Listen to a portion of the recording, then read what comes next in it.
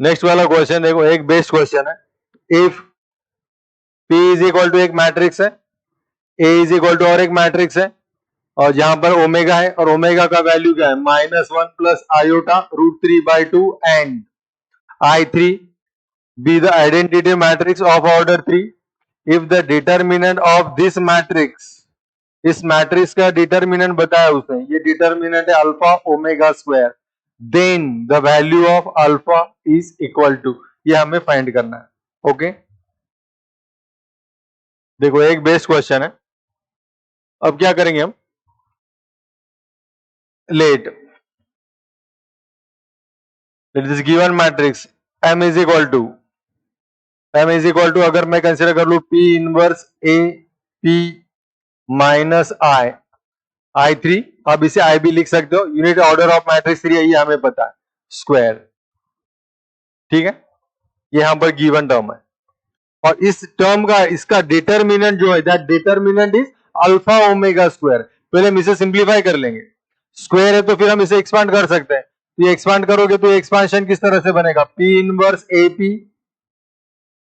P inverse AP minus twice of -2 times P inverse AP into I से multiply करने से कुछ फर्क नहीं पड़ेगा, सेम टर्म रहेगी, plus I square is also equal to I only, unit matrix. मगर एक चेंज क्या होगा पता है, P into P inverse is equal to I, okay, और A into I is equal to A only.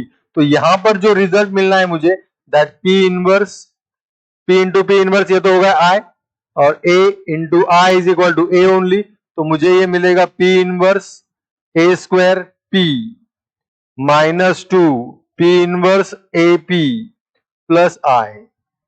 पकड़ में आ रही है बात आपके? ओके, अब नेक्स्ट स्टेप में क्या करता हूं मैं, थ्रू आउट P से मल्टीप्लाई कर देता हूं।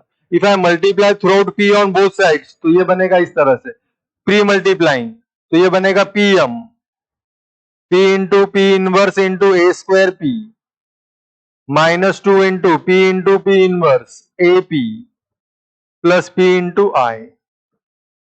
ठीक है, इज इक्वल टू ये P into P inverse is I, तो ये सिंपली रहेगा आपके पास A square P -2 into AP plus P।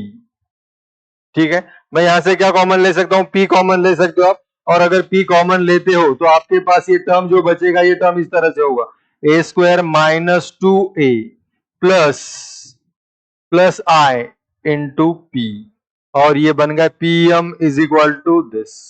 Okay, ये इस सिचुएशन में ये मैट्रिक्स फॉर्म में, इसे हम चेंज करेंगे डिटर्मिनेंट में। ओके, डिटर्मिनेंट में नेक्स्ट स्टेप में अगर मैं लेता हूं तो क्या बनेगा ये,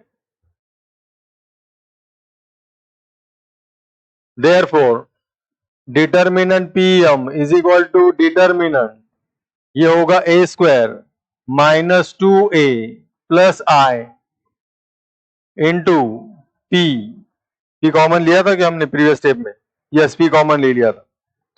अब अगर P, ये लेफ्ट साइड में अगर प्रॉपर्टी यूज कर दे हम डिटर्मिनेंट की, तो ये बनेगा determinant P into determinant M is equal to determinant, ये क्या होगा, ये टोटल टर्म बनेगी A minus I determinant square into determinant P, और डिटर्मिनेंट P को आप दोनों साइड से कैंसिल कर दो, तो आपके पास फाइनल स्टेप इस तरह से बनेगी, determinant M is equal to determinant A minus I square.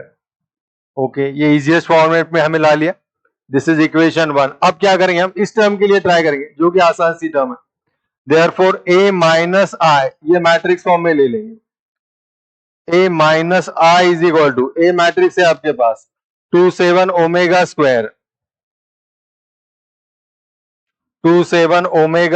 -1 minus omega 1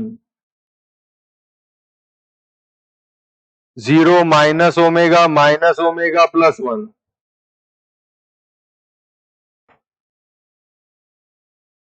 yes, ये मैट्रिक्स है, minus I that is unit matrix of order 3 1 0 0 0 1 0 0 0 1। Okay, ये दोनों का अगर डिफरेंस लोगे आप, तो ये डिफरेंस किस तरह से बनेगा, 2 minus 1 it is 1 7 omega square -1, ये बनेगा माइनस ओमेगा और ये 1 0 माइनस ओमेगा, और ये क्या बनेगा माइनस ओमेगा।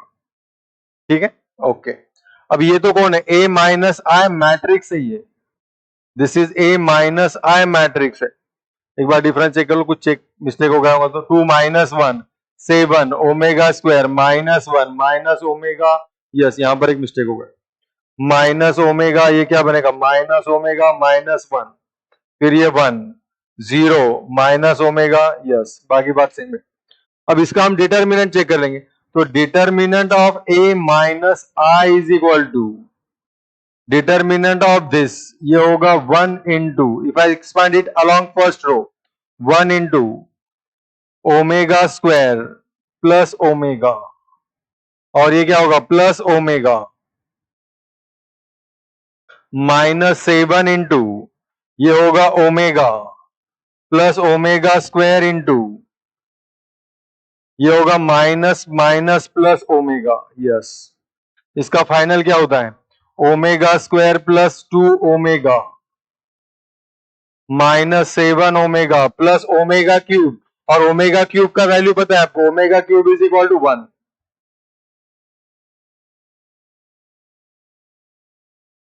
ये बनेगा omega square plus omega, sorry यहाँ पर 5 ओमेगा कर देंगे हम, minus 5 omega plus 1 is equal to, okay. अब ओमेगा की और एक प्रॉपर्टी कौन सी है, क्यूब रूट ऑफ यूनिटी की एक प्रॉपर्टी है, ये तो प्रॉपर्टी पता है आपको, omega raise to 3n is equal to 1, as well as one more property is there, 1 plus omega square is equal to 0, ये भी पॉइंट याद रखना।